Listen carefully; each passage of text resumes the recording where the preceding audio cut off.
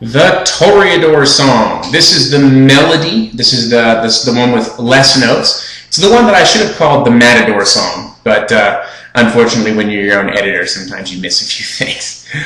So I think most of you beginners know this song very well. Why don't I just play it once, and then we'll maybe talk through a few things.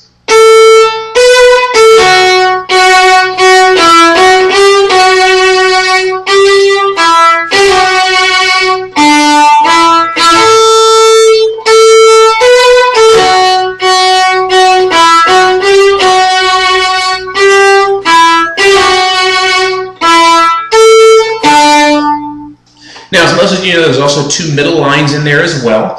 For the concert, we're not going to worry about that. We're going to play the first line and the last line.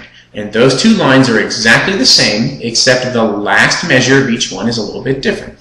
And probably most of you know songs where it's basically the same song, except you end a little differently, and so it sounds a little different. Now, just to talk about the beginning, all of you should know the notes. Right? You've all written your notes in. You guys see how the filter changed right when I did that? I wish I knew how that happened, but it made it all dramatic. So anyways, listen to the rhythm.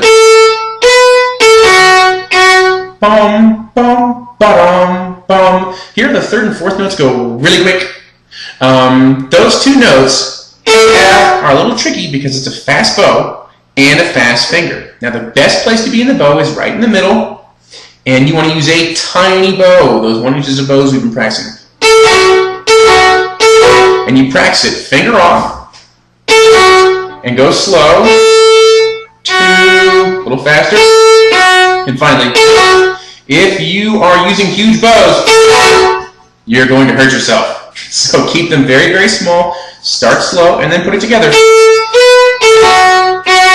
Now, if you look at the second and third notes in that little first bar, you'll notice that they're tied together. They have a little line over the top. One of them has an extra small little dot, and the other one has an extra little flag on it as well. That rhythm happens in the third and fourth bar.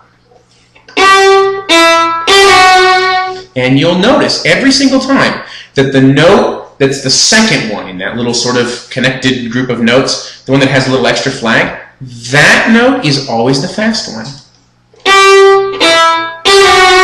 Same thing here.